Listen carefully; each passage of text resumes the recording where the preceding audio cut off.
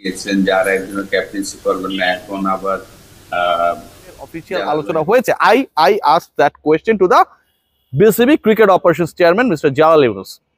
জালাল ভাই যেটা বলেছেন, এবং জালাল ভাই এই কথায় আরো একটা ইঙ্গিত রয়েছে, সেটা আমি পরে যাচ্ছি, যে সাকিব আল হাসানের সাথে বিসিবির যে আলোচনা, আমরা অপেক্ষা করছি। যেহেতু আপনার মিডিয়াতে দেখেছেন, তামিম বলেছে, মাননীয় প্রেসিডেন্ট উনিও বলেছেন যে তার সাথে একটা মিটিং হয়েছে, তার মধ্যে তামিম তার ফিউচারে তার ক্রিকেট নিয়ে আলাপ আলোচনা হয়েছে। আসসালামু আলাইকুম সুপ্রিয় দর্শক বন্ধুরা, এবার বাংলাদেশ ক্রিকেটের পিছনের সকল ব্যর্থতাকে ভুলে নতুন করে শুরু করতে যাচ্ছে বাংলাদেশ ক্রিকেট।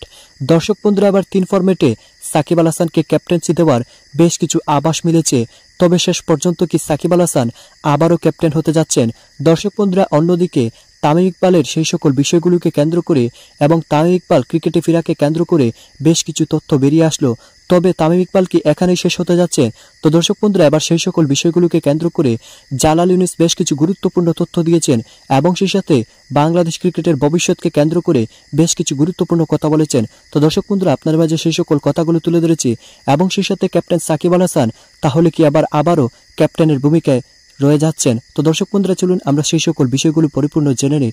অবশ্যই ধৈর্য সহকারে পুরো ভিডিওটি দেখবেন, তাহলে এই সকল বিষয়গুলো। কারণটা হচ্ছে সাকিব আল হাসান ভাই, অনেকেই আসলে সাকিবের ফ্যান রয়েছেন, এখনই আমার গালিগালাজ করা শুরু করে দিয়েছেন যে অস্বস্তি আবার কেন হলো সাকিবকে নিয়ে, স্বস্তি কেন হলো সাকিবকে নিয়ে, যারা তার আবার বিরুদ্ধে রয়েছেন। আমরা একটু ডিসকাশনটা করি অ্যান্ড দেন কমেন্ট বক্সে আমরা আমাদের ওপিনিয়ন গুলো জানাবো। আমার কাছে মনে হয় পার্সোনালি এটা আমার নিজের জন্য একটা বড় স্বস্তির ব্যাপার, as a cricket reporter, as a cricket fan, এবং ক্রিকেটের সাথে গত 15 বছর থেকে কোনো না কোনো ভাবে আসলে যুক্ত। সেই কারণে Bangladesh cricket board, actually I asked that question to the operations chairman Jalal Yunus, যে সাকিব আল হাসান একটা টিভি ইন্টারভিউতে তিনি বলেছিলেন যে তিনি আসলে ওয়ানডে ফরম্যাটের, মানে অনেকটা এরকম ভাবে বোঝানোর চেষ্টা করছেন আপনাদের ওয়ার্ল্ড কাপ তিনি আর ক্যাপ্টেন্সিতে থাকবেন না, অথবা হচ্ছে ওই জায়গাটায় অধিনায়কত্বের নেতৃত্বের জায়গাটায় তিনি থাকতে আগ্রহী না। বিসিবি কে তিনি জানিয়ে দিয়েছেন, সেটা তো 17 তারিখেই জানিয়ে দিয়েছিলাম। সাকিব এরকম একটা ইন্টারভিউ দিয়েছিলেন। এখন সাকিবকে নিয়ে অনেক আলোচনা, অনেক সমালোচনা, যেটা যেই হোক না কেন, দিন শেষে বাংলাদেশের ক্রিকেটে যে কয়েকটা মানে একদম ফ্ললেস ব্রেইন রয়েছে, সাকিব তো তাদের একজন। এবং সাকিব যদি কোনো কারণে বাংলাদেশ দলের অধিনায়কত্ব ছাড়তে চান, থাকতে না চান, মনোমালিন্য হয়, সেটা কোনোভাবেই সাপোর্টেবল না, বা এটা হওয়া উচিত না। বিসিবিকে আজকে আমি প্রশ্ন করেছি যে সাকিব তো অনেক আগে এই কথাটা বলেছিল, এবং দেন ওয়ার্ল্ড কাপ শেষ হয়েছে, সাকিব আল হাসান এই মুহূর্তে নির্বাচনী ব্যস্ততা নিয়ে কিছুদিনের মধ্যে হয়তো ফর্মালি ব্যস্ত হবেন, এই মুহূর্তে ইউএসএ তে অবস্থান করছেন। বাংলাদেশ ক্রিকেট বোর্ড কি ভাবছে? বাংলাদেশ ক্রিকেট বোর্ডের সাথে কি এই ব্যাপারে সাকিবের অফিসিয়াল আলোচনা হয়েছে? I ask that question to the BCB cricket operations chairman mister Jalal Yunus. Jalal ভাই যেটা বলেছেন, এবং জালাল ভাই এই কথায় আরো একটা ইঙ্গিত রয়েছে, সেটা আমি পরে যাচ্ছি, যে সাকিব আল হাসানের সাথে বিসিবির যে আলোচনা, বিসিবির যে পরিকল্পনা, সেটা হচ্ছে লং টার্মে তিনি যেন নেতৃত্বে থাকেন। লং টার্ম মানে শুধুমাত্র ওয়ার্ল্ড কাপ না, প্রথম কথা যেটা বুঝিয়েছেন। দ্বিতীয় ব্যাপার যেটা বিসিবির জন্য স্বস্তি আরো বেশি বেড়েছে, গেল রাত থেকে আমরা একটা ব্যাপার দেখেছি যে সাকিব জানিয়েছেন যে তিনি ফ্র্যাঞ্চাইজ ক্রিকেট এখন আর সময় দিতে চান না।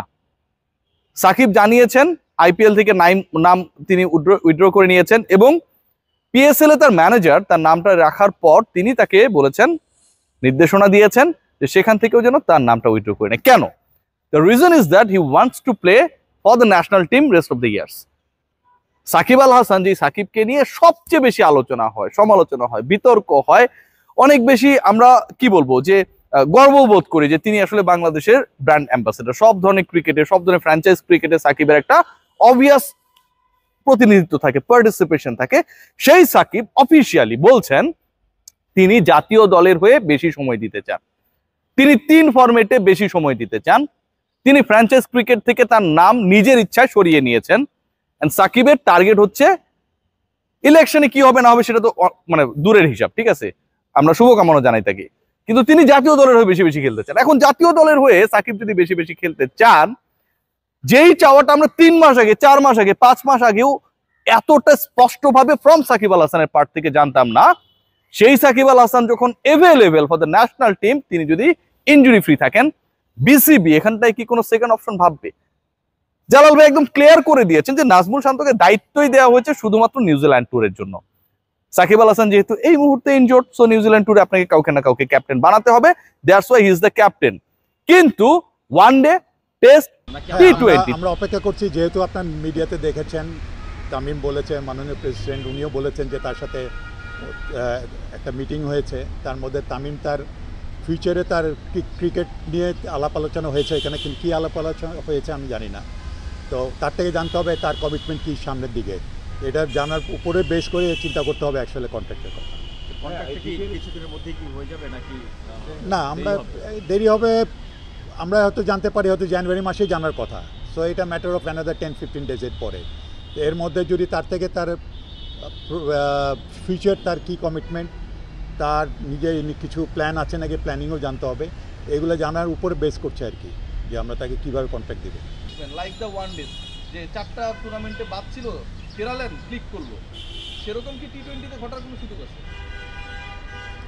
যদি বেসড অন পারফরমেন্স, যদি সে পারফরমেন্সটা ডেফিনেটলি টি20 থাকে, সিলেক্টার্সরা আছে, কোচেসরা আছে, তাকে ডেফিনেটলি তারা তাকে এটা মনিটর করবে তার পারফরমেন্স।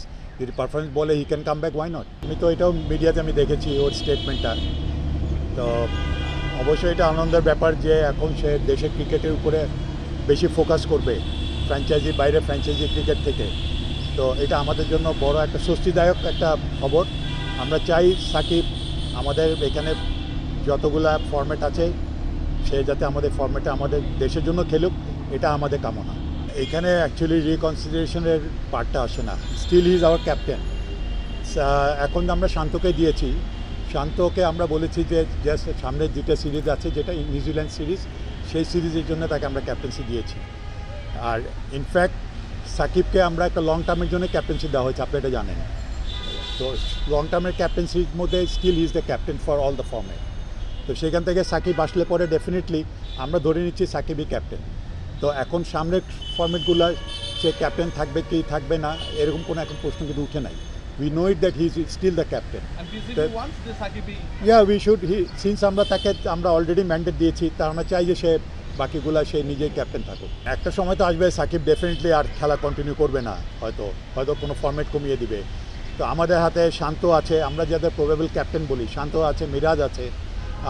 আমাদের কাছে মনে হয়, এটা বোর্ডের কাছে মনে হয় তারা বাংলাদেশকে সামনে থেকে লিড করার মতো তাদের ক্যাপাবিলিটি দুজনের আছে। অস্ট্রেলিয়ার সাথে আসে নাই, আমরাও মিডিয়া দেখেছি, ওদের একটা এই দি এজ বোধহয় একটা পাবলিশ আছে। হ্যাঁ, ইট ইজ আন্ডার ডিসকাশন। এবং ক্রিকেট অস্ট্রেলিয়া থেকে আমাদের কোথাও এরকম কোনো রেসপন্ড আসে না, বিকজ আমরা জানি যে আমরা 2027-এ তাদের ওখানে ট্যুর করবো, এটাই এই অবস্থাতেই আছে। এবং এটা দেখেছি বিকজ যেটা মনে হয়েছে যে তাদের একটা 150 ইয়ার্সে একটা সেলিব্রেশন আছে তাদের টেস্টের, তো সেখানে তারা অ্যাডজাস্ট করতে চায়। কিন্তু যেটাই হোক আমরা চাইবো যাতে আমরা প্রপার টাইমে প্রপার ভেন্যুতে খেলতে পারি। তো দর্শক বন্ধুরা, আপনারা হয়তো পুরো ভিডিওটি দেখে এবং এই সকল কথাবার্তাগুলো শুনে অবশ্যই বুঝতে পেরেছেন, অবশেষে বাংলাদেশ ক্রিকেটের সকল ব্যর্থতাকে পিছনে ফেলে আবারও নতুন করে শুরু করতে যাচ্ছে বাংলাদেশ ক্রিকেট, এবং সেই সাথে বাংলাদেশ ক্রিকেটকে এগিয়ে নেওয়ার জন্য যথেষ্ট চেষ্টা শুরু করে দিয়েছে বিসিবি। দর্শক বন্ধুরা, এবং সেই সাথে ক্যাপ্টেন সাকিব আল হাসান আবারও বাংলাদেশের 3 ফরম্যাটের ক্যাপ্টেন হতে যাচ্ছেন, তবে তার এখনও সেই সকল বিষয়গুলোর মধ্যে রয়েছে। তো দর্শক বন্ধুরা, আপনারা জালাল ইউনুসের এই সকল কথাগুলো শুনে এবং এই সকল বিষয়গুলো জেনে আপনারা কি বুঝতে পেরেছেন? তবে কি শেষ পর্যন্ত বাংলাদেশ ক্রিকেট সুন্দরভাবে এগিয়ে যেতে পারবে এবং সেই সাথে তামিম ইকবাল কি আবারও ফিরে আসতে পারবেন? তো দর্শক বন্ধুরা, এ বিষয়ে আপনাদের কি মতামত অবশ্যই কমেন্ট করে জানিয়ে দিবেন। তো দর্শক বন্ধুরা, ভালো থাকুন, সুস্থ থাকুন, আল্লাহ হাফিজ, আসসালামু আলাইকুম ওয়া রাহমাতুল্লাহি ওয়া বারাকাতুহু।